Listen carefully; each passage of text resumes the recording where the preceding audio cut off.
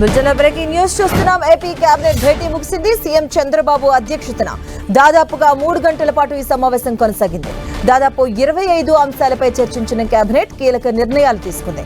AP public employment చట్ట gazette కు మంత్రివర్గం ఆమోదం తెలిపినట్టుగా తెలుస్తుంది. 330 మంది హెడ్ కానిస్టేబుల్ పోస్టులను రిజర్వ్ సబ్ ఇన్స్పెక్టర్ గా అప్గ్రేడ్ చేయడానికి గ్రీన్ సిగ్నల్ ఇచ్చింది. అలాగే ఏప్రిల్ 2 నుంచి 90 రోజుల పాటు జలధార కార్యక్రమం నిర్వహించాలని నిర్ణయించింది.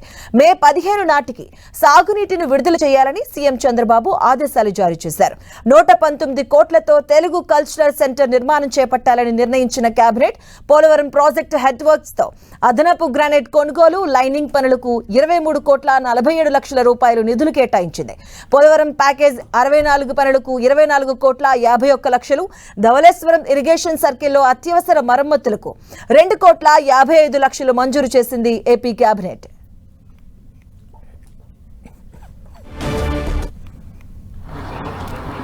మొట్టమొదటిగా హోంశాఖకు సంబంధించి 393 పోస్టుల అప్గ్రేడేషన్ కోసం ప్రతిపాదన రాగా ఆర్థిక శాఖ 300 పోస్టులకి గ్రీన్ సిగ్నల్ ఇచ్చింది.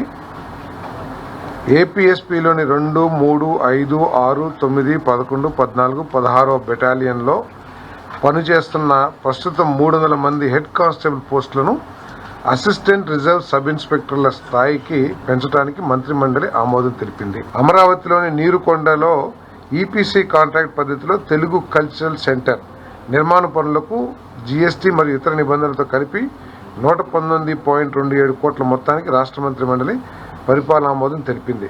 5 ఎకరాల స్థలంలో 2000 మంది కూర్చునే భారీ గ్రాండ్ ఆడిటోరియం, 100 మందికి సరిపడా ఓపెన్ ఎయిర్ థియేటర్లతో పాటు తెలుగు భాషా మ్యూజియం కూడా నిర్మించే కార్యక్రమం చేస్తామని ప్రభుత్వం.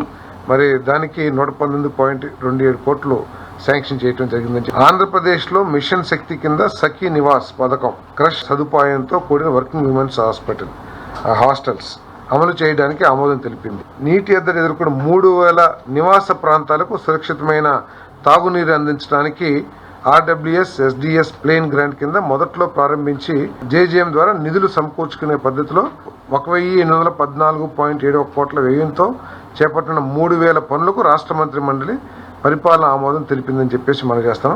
ఇవన్నీ కూడా 76 మండలాల్లో 65 లక్షల మందికి ప్రతి మనిషికి రోజుకి 55 లీటర్ల చొప్పున సురక్షితమైన త్రాగునీరు అందించే విధంగా ఈ ప్రాజెక్ట్ని టేకప్ చేయడం జరిగిందని చెప్పేసి మనం చేస్తాం.